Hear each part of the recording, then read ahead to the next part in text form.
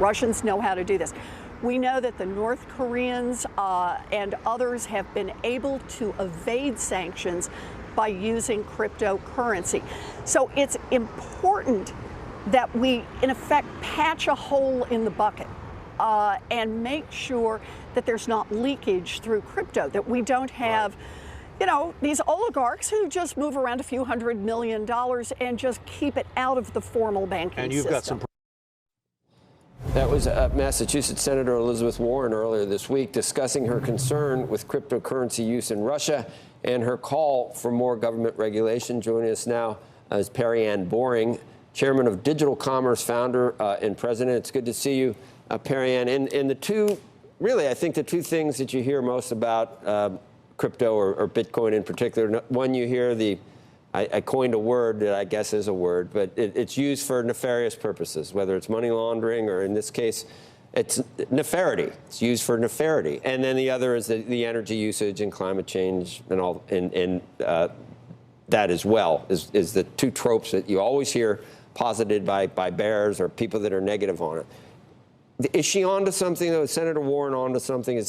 Should we be concerned about the use of Bitcoin for things that we don't want to happen?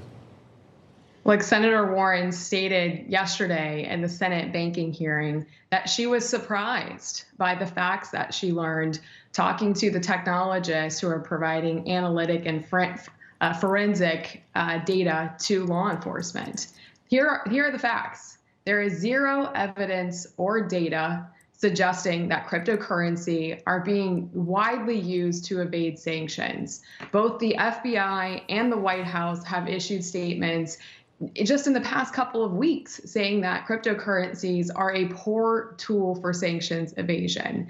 FinCEN from the Treasury Department has also said they're not seeing cryptocurrency used to evade sanctions at a wide scale.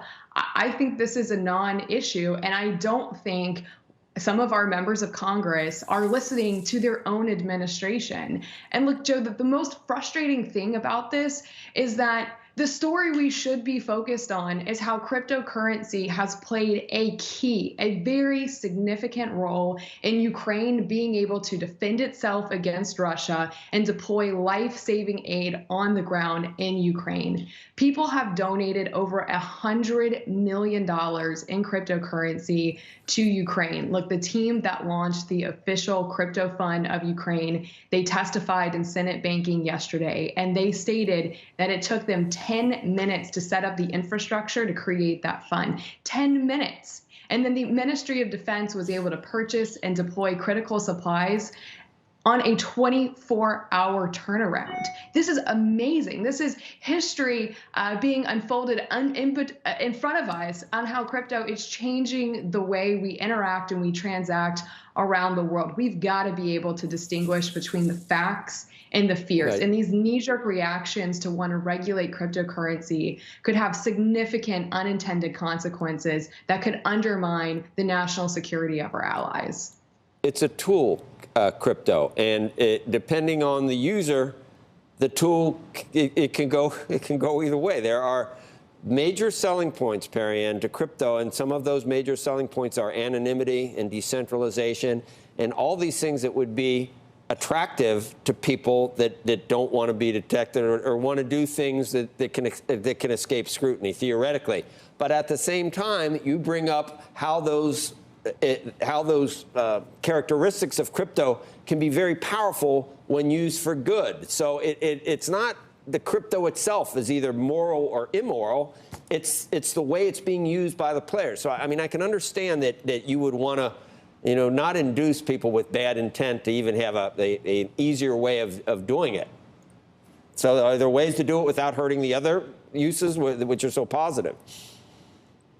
Look, law enforcement has significant abilities to track and trace virtual currency transactions. And again, there's no evidence that this is being used for widespread. It's attractive, though. And if it's not, it probably will be. But as I pointed out once to the former Treasury Secretary, in the 2,000 years of money laundering that we've seen and drug trafficking, 99.99% of that was done with currency, with dollars or other currency. So It's done either way. So to just say you can't have crypto or you need to outlaw Bitcoin because it's absurd, because it could be attractive, and I see the argument, but it's a small percentage of it right now. How did you like that EO that we saw, the executive order?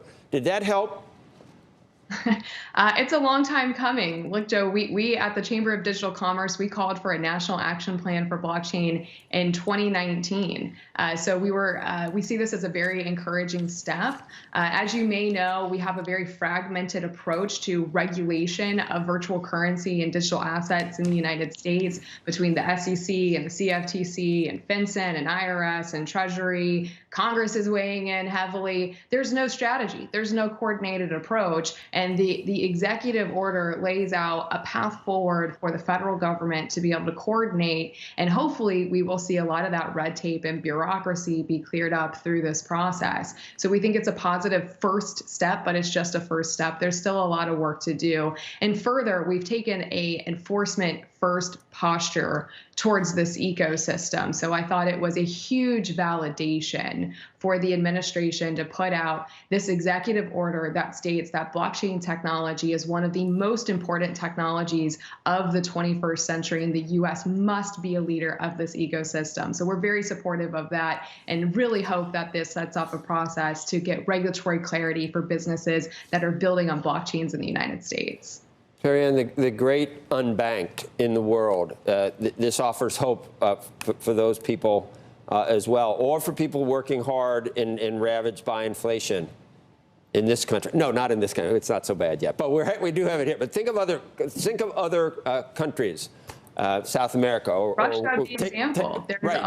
Right. It was talked about yesterday in Senate banking that Putin's opposition potentially is and may be relying on cryptocurrencies for everyday transactions. So again, we need to be very careful about knee-jerk reactions based on fear and ensure that it's still too volatile.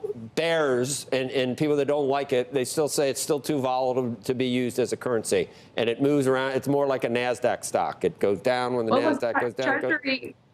Treasury regulates virtual currency by function.